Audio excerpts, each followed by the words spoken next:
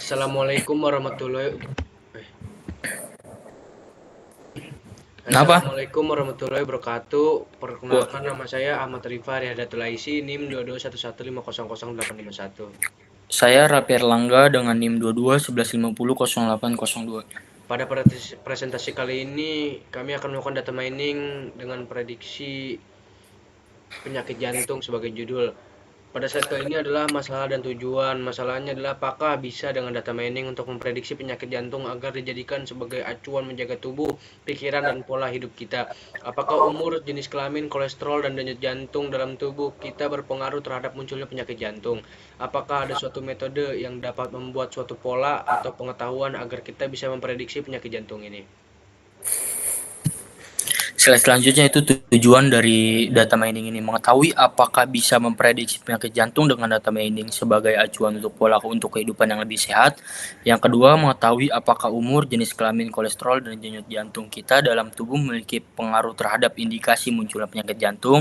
Yang ketiga, mengetahui adanya suatu metode yang dapat membuat suatu pola atau pengetahuan untuk memprediksi penyakit jantung ini. Pada slide kali ini adalah flowchart atau alur data mining kali ini. Yang pertama adalah start atau mulai. Langkah selanjutnya menentukan ide. Langkah selanjutnya mencari dataset mentah. Langkah berikutnya membersihkan dataset. Langkah selanjutnya mengklasifikasi data dengan decision tree. Langkah berikutnya mendapatkan suatu pola atau pengetahuan. Dan end atau selesai. Slide selanjutnya itu dataset mentah. Di bawah ini adalah gambar dari dataset mentah yang sama sekali belum kami ubah datanya. Dataset ini yaitu tentang prediksi penyakit jantung yang dimana data ini masih sangat mentah. Data ini harus kita bersihkan terlebih dahulu agar ketika data diproses nanti menghasilkan pola atau pengetahuan yang mudah untuk dimengerti. Dataset ini kami dapatkan dari public data yang ada di internet yaitu kaggle.com. Pada slide-slide kali ini yaitu pembersihan data, bisa dilihat data yang belum diolah juga. Pertama yang kami lakukan dalam pembersihan data ini ialah memangkas dari 919 lebih dataset menjadi 100 set saja. Kami juga memangkas beberapa atribut yang kami butuhkan yaitu umur, jenis kelamin, kolesterol, dan denyut jantung. Tidak lupa juga kami menjadikan penyakit jantung sebagai label atau kelas. Slide selanjutnya yaitu sesudah data di bawah ini adalah gambar sesudah kami ubah.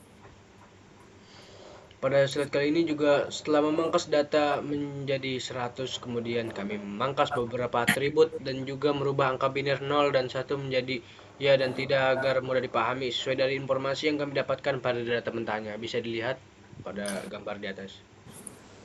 Slide selanjutnya, kami juga memberikan interval pada atribut umur, kolesterol, dan denyut jantung untuk memudahkan kami membaca data yang akan kami olah ini menjadi informasi. Interval umur yaitu kurang 50 dan lebih dari 50. Interval kolesterol kurang dari 200 sampai dengan 239 dan lebih dari 240. Dan interval denyut jantung yaitu kurang dari 116 sampai dengan 150 dan lebih dari 150. Di bawah ini adalah gambaran dari interval. Setelah itu kami melakukan split data dan setelah beberapa kali percobaan di antara banyak percobaan kami menemukan nilai akurasi yang paling tinggi pada split data 90 untuk data training dan 10 untuk data testing. Bisa dilihat pada gambar di bawah ini adalah data training. Slide selanjutnya yaitu data testing 10. Di bawah ini adalah gambar dari data testing 10. Visualisasi data ke Rapid Miner. Di bawah ini adalah data yang sudah kami bersihkan dan kami upload di Rapid Miner. Kami menjadikan penyakit jantung sebagai label atau kelas dan memotong 100 data menjadi 90/10 untuk data training dan data testing. Bisa dilihat data training 1/90 pada gambar di bawah. Visualisasi data ke Rapid Miner di bawah ini adalah gambaran dari data testing yang sudah kami ubah di Rapid Miner. Proses data dengan Rapid Miner di bawah ini bisa dilihat proses yang kami lakukan pada dua data yang kami sudah split, ada 90 dan data training dengan label atau kelas penyakit jantung dan 10 data testing dengan label atau kelas penyakit jantung juga. Kami menggunakan decision tree sebagai metodenya karena tipe data kami ialah klasifikasi dan sangat cocok menggunakan decision tree. Kami juga menggunakan tools apply model dan performance untuk mengetahui seberapa akurat data training kami terhadap data testing. Slide selanjutnya itu tampilan hasil pengujian.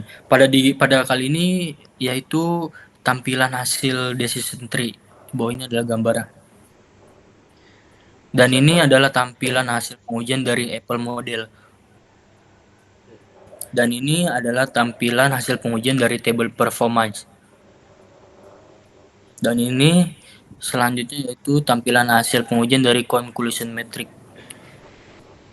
Kemudian ini adalah akurasinya. Hitung-hitungan dari akurasi yang dimana nilainya adalah 80% dan untuk presisian adalah 50% dan untuk recall adalah 100%.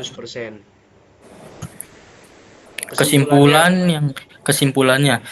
yang kami dapat dari hasil prediksi untuk menjawab masalah yang tercantum adalah kita bisa memprediksi penyakit jantung dengan data mining, yang dimana dari data mining yang telah kita proses mendapatkan pola atau pengetahuan yang kita bisa pelajari sebagai acuan pola hidup kita agar terhindar dari penyakit jantung ini. Dari masalah yang kedua, umur, jenis kelamin, kolesterol, dan denyut jantung berpengaruh terhadap munculnya penyakit jantung ini. Seperti yang kita bisa lihat, data testing yang kami proses terhadap data training menghasilkan umur lebih dari 50 rentan terkena penyakit ini. Tidak hanya umur tapi kolesterol dan denyut jantung juga menjadi pemicu semakin besarnya kemungkinan terkena penyakit jantung ini. Dan untuk slide ini, untuk permasalahan yang ketiga, metode yang kami pakai untuk mendapatkan pola atau pengetahuannya ialah decision tree. Kenapa decision tree? Karena tipe data kami ialah klasifikasi, yang dimana tipe data ini cocok dengan metode decision tree. Dengan decision tree ini kami juga kami mendapatkan akurasi yang cukup tinggi ketika kami hitung dengan table conclusion matrix. Dengan peranan split data yang kami jadikan 90/10 juga memiliki peranan penting tingginya nilai akurasi kami, yang dimana sebelumnya kami telah mencoba 80/20 dan juga 70/30 menghasilkan akurasi yang lebih kecil daripada 90/10. Jadi kesimpulan yang kami dapatkan ialah kita bisa membuat suatu prediksi dari dataset yang kita temukan dari public data atau private data untuk menjadikannya suatu pola atau pengetahuan dengan berbagai proses dan metode yang telah kami coba tulis di paper ini. Jadi selesai sudah presentasi dari kami. Kelompok kami, kurang lebihnya mohon maaf. Wabillahi taufiq wal hidayah. Wassalamualaikum warahmatullahi wabarakatuh. Waalaikumsalam warahmatullahi wabarakatuh.